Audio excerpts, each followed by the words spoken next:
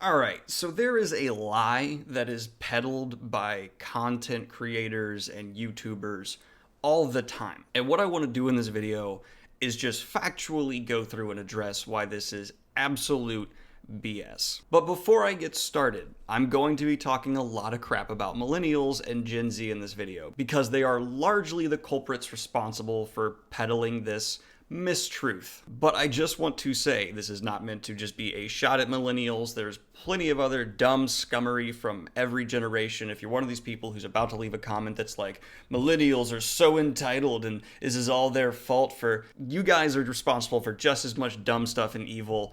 The anti-vax movement is not millennials. Climate change deniers are not millennials. Let me just address this without making it this ageism thing, please? So there's this myth and idea that exists here on YouTube that in my head I refer to as the 100,000 sub lie. And what that means is that once you're at 100,000 subs, you're rich, you've made it, you're successful, you can ball out, live like Logan Paul, the absolute face of YouTube, right? It's not like most of us are small content creators just doing what we enjoy and engaging with an awesome community. No, we're people who make an ass of ourselves in public. And this idea is perpetuated by, in my opinion, YouTube itself with their whole send you the success plaque at 100k subs. I honestly look forward to if I ever get that. If I ever hit 100,000 subs, fantastic. I will proudly put that plaque on my wall. I don't think YouTube is intentionally reinforcing this idea, but they definitely are. And you'll also see these Instagram models who happen to have YouTube channels,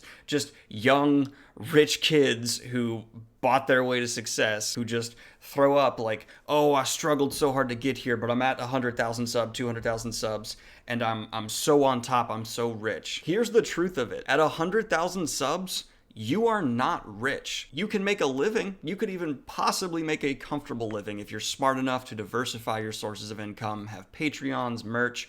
You might make a comfortable living, but you are not going to be, no offense, rich white girls, but you're largely the people responsible for this. You're not going to be one of these rich white girls who's going to the Dominican Republic all the time, Thailand, buying cars, being on yachts. That's not what 100,000 subs gets you at all. And here's the message I want you to take away from this video. If you're getting on YouTube and trying to start a channel for the money and the fame, you will fail. You will not make it. There's close to 2 million content creators in this platform. I'm not talking about people who upload once then never upload again. The number of those is astronomically higher. I'm talking about people who either semi-regularly or regularly upload.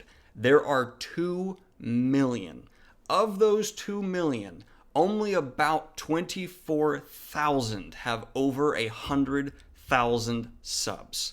Think about that when you want to try to become a successful YouTuber, because you are trying to win the lottery. And here's the shameful part.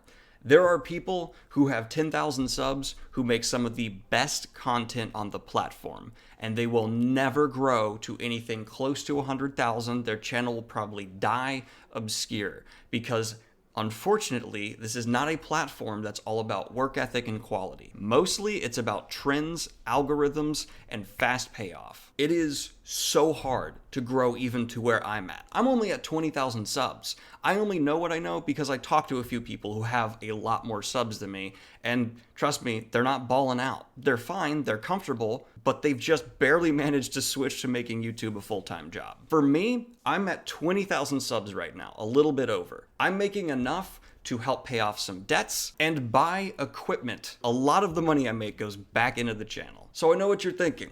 Well, Daniel, how do these kids go to Thailand? How do they go to Puerto Rico? Where do they get the money? And this is what inspired the entire video, because I was on Instagram looking at an Instagram model. I know, judge me. And I noticed that I had more followers than her. And yet she was talking about her success and her struggle and how hard she's worked. And I just decided to do like 5 minutes of research. And surprise, surprise, guess what I found out? Daughter of a multi-millionaire. Mild shock.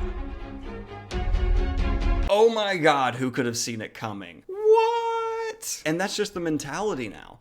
It's considered like socially wrong to acknowledge that you didn't earn where you got. Even though you are happy and you lived a fulfilled life, to be considered a good person in today's internet, you had to struggle and be a part of some hardships. There's a lot of bigger social reasons why that's an issue, and I'm not going to get into that, but it's fascinating to me that one of these side effects is you will see people my size and up just lie. They will talk about how they built everything, they've worked so hard, no one knows the struggle that they've gone through, and they're at like 15K on a yacht. Just lying, just telling you some BS, saying that they've paved the way, they're paying for everything, when that is just not a reality of the situation. And I would let it go if it wasn't for the fact that you will often see their followers, their subscribers, who are anything from kids to grown adults, talking about how they want to start, they're going to be on YouTube, and they're going to become rich like these people. First of all, remember the statistic I just told you. Roughly 2 million content creators, only 24,000 have reached a point where they can likely make a semi-comfortable living. And trust me, a lot of that 24,000 is closer to 100,000 subs than a million. And you can try really hard to diversify your income. I've worked with a sponsor now. I'm working with more in the future. I have a Patreon. I'm thinking about trying to get some merchandise, all of that. And yet I will still likely only be making enough to pay off some debts, buy some equipment, and maybe pay for a night out. That's what this channel allows me after 3 years of work. And please do not be one of the people who doesn't think that running a channel isn't work. Trust me, it is work. There's moderating communities, there is trusting people, there's people reaching out to you all the time, and I'm only at 20K subs. I cannot imagine what it's like for someone at 1 million, but it comes with baggage, let alone learning how to edit, record, all these things. And that adds to a whole other level why I hate these people at 100K who tell you that they've made it and it's all self-built on these platforms. They're not doing that work, probably. Probably they're opening daddy and mommy's wallet to hire an editor, they film a little bit, they ship it off to some dude who handles it, and now these people have the audacity to hire people to record them music videos and call themselves musicians when they're not in charge of the writing, the recording, editing, any of it. They just hire the people to do the work, and then they claim they're also a musician. Yes, these people are allowed to be happy. Yes, they're allowed to live their lives. They can say whatever they want, that is fine. But I'm going to do what I can to dispel the myth and BS around what it takes to be successful on this platform and how they got there. If you start a YouTube channel and you're in it for the money,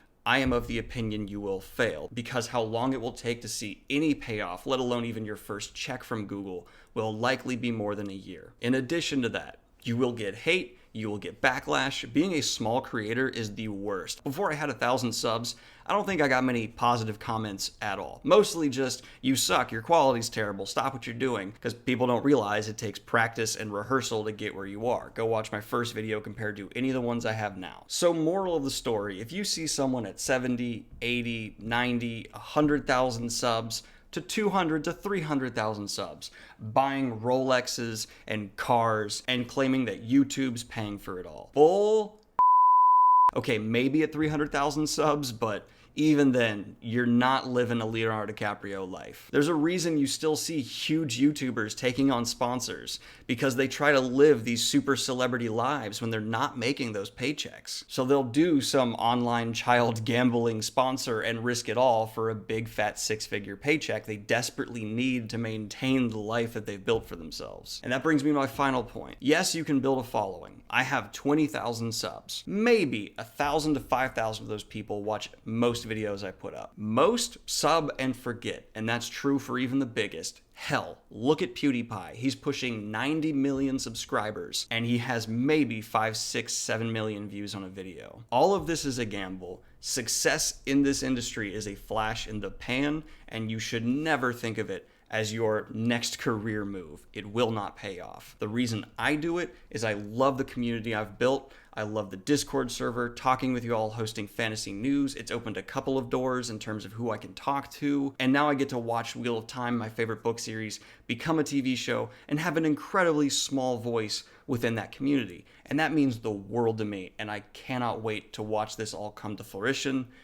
But that's after 3.5 years of work. And it's been work. No normal outro for this video. I just wanted to make sure that at least my little pocket and corner of the internet had a more realistic scoping and view of what success on YouTube looks like.